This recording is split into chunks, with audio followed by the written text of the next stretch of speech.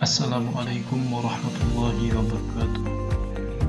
Alhamdulillahirrahmanirrahim. Kita dapat berjumpa kembali dengan keadaan yang sehat. Dan kali ini kita akan belajar tentang tematik, yaitu pertumbuhan dan perkembangan manusia. Olahraga dapat mempengaruhi perkembangan dan pertumbuhan manusia. Olahraga juga dapat membuat tubuh kita menjadi sehat.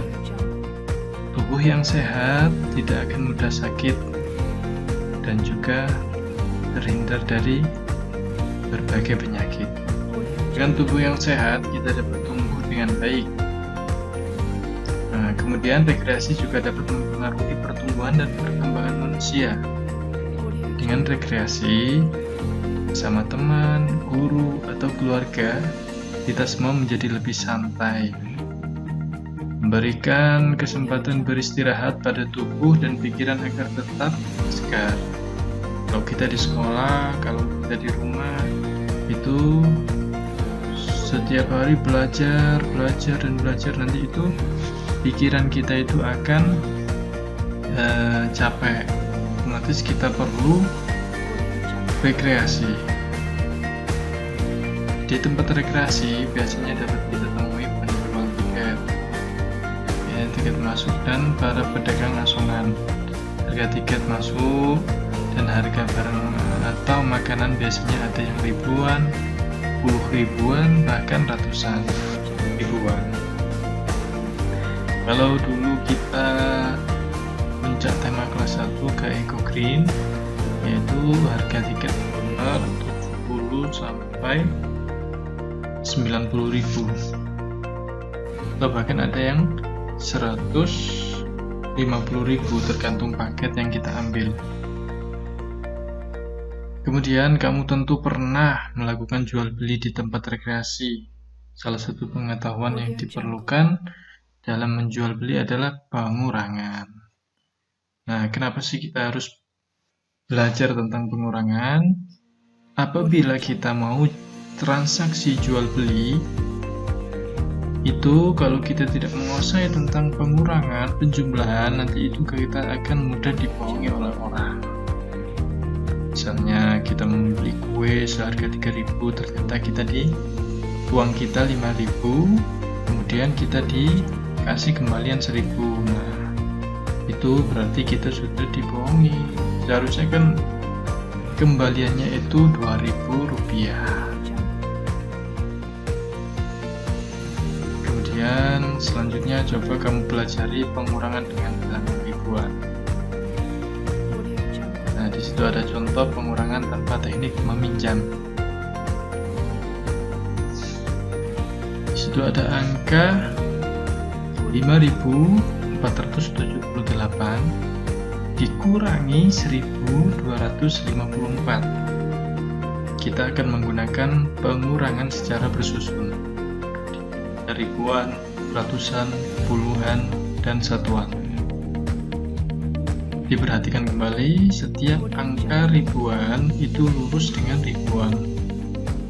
Ratusan pun juga lurus dengan ratusan. Nah, ini juga ada puluhan juga lurus dengan puluhan. Dan satuan juga lurus dengan satu. Perhatikan kembali, ketika kita menjumlah atau mengurangi, jangan lupa dimulai dari angka yang terkecil. Sini ada satuan, kita mulai dari satuan, selanjutnya puluhan, ratusan, dan ribuan. Kemudian di situ contohnya 8 dikurangi 4 itu sama dengan 4. 7 dikurangi 5 sama dengan 2. 4 dikurangi 2 sama dengan 2. 5 dikurangi 1 sama dengan 4. Cara mengerjakannya sangat mudah sekali. Dan di situ di bawahnya ada latihan soal. Di situ boleh ditulis di kertas, boleh ditulis di buku. Jangan lupa nanti setelah mengerjakan dikirim ke Pak Ustadz. Oke. Selanjutnya yaitu contoh pengurangan dengan teknik meminjam. Nah, Apa sih kok Pak Ustadz selalu bilang bahwasanya penjumlahan atau pengurangan itu dimulai dari angka yang terkecil, yaitu satuan? Karena jika kita bertemu dengan angka yang seperti ini, 2 dikurangi 9, kalau kita mulainya dari sini 4 dikurangi 1, 3, betul. Tapi ketika di sini nanti itu hasilnya akan salah kalau dimulai dari depan. Misalnya 2 dikurangi 9 kan tidak bisa nih, otomatis kita harus pinjamnya ke angka 4, yaitu angka ribuan. Karena di sini yang meminjam itu ratusan, berarti kita harus meminjam ke ribuan. Jika yang meminjam itu satuan, berarti minjamnya ke puluhan. Jika yang meminjam itu puluhan, berarti pinjamnya ke ratusan. Nah, di sini yang meminjam kebetulan yang ratusan, berarti dia itu harus meminjam ke puluhan. Perhatikan contoh yang di bawah ini. Kita tidak dapat mengurangkan 2 dengan 9, ya kan? Nah, supaya 2 ini bisa dikurangi 9, maka dia itu harus meminjam, ya kan? Contoh di sini 9 dikurangi 6 sama dengan 3, 4 dikurangi 2 sama dengan 2. Nah, 2 dikurangi 9 kan tidak bisa nih, dia itu harus berpinjam kepada 4. Nah, ini ada angka 1 di sini. Karena 4 sudah dipinjam, maka 4 itu dicoret, yaitu sekarang posisinya menjadi 3, bukan lagi 4 tapi 3 karena sudah dipinjam angka ratusan. Nah, dipinjam angka 2 ini, berarti dia posisinya sekarang menjadi 12. Nah, yang tadinya 2 sekarang menjadi 12 karena ketambahan ini puluhan. Pinjam di sini 1, 12 dikurangi 9 berapa? 3. Nah, kemudian di sini kan tinggal sisa 3. 3 dikurangi 1 berapa? 2. Bisa dipahami ya? Selanjutnya yaitu selesaikan soal pengurangan berikut ini. Seperti contoh yang sudah Pak Ustadz terangkan pada contoh sebelumnya. Di situ ada angka 4 dikurangi 6 kan tidak bisa, dia harus pinjam di sini. Ini juga tidak bisa, harus pinjam di sini. Ini juga tidak bisa, harus pinjam di sini. Oke, bisa dipahami ya. Contohnya sama seperti yang contohkan Pak Ustadz, pengurangan dengan meminjam. Oke, ini juga dikerjakan di kelas atau di buku, nanti dikumpulkan ke Pak Ustadz. Selanjutnya, perhatikan gambar. Di situ ada langkah-langkah gambar. Yang pertama dia itu ngapain, dan yang kedua ngapain, yang ketiga, yang terakhir dia sedang apa. Buatlah satu cerita berdasarkan gambar. Ditulis di kertas. Nah, kamu itu nanti membuat cerita nama, misalnya ini dikasih nama Lani atau siapa, terserah.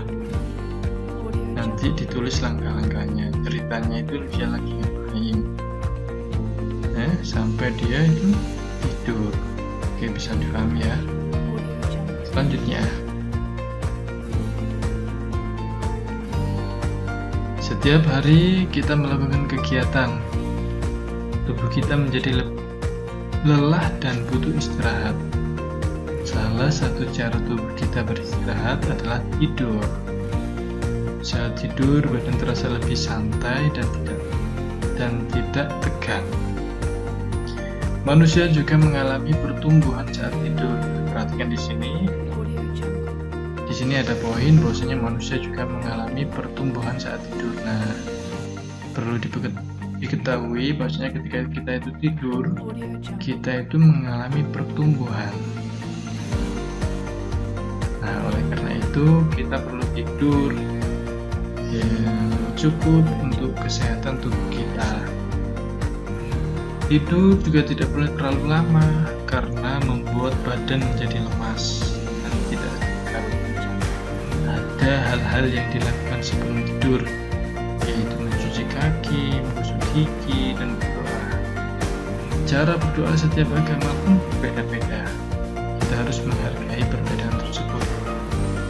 Perhatikan gambar berdoa. Yang pertama berdoa dengan cara Islam, kedua berdoa dengan cara Kristen, yang ketiga berdoa dengan cara Katolik,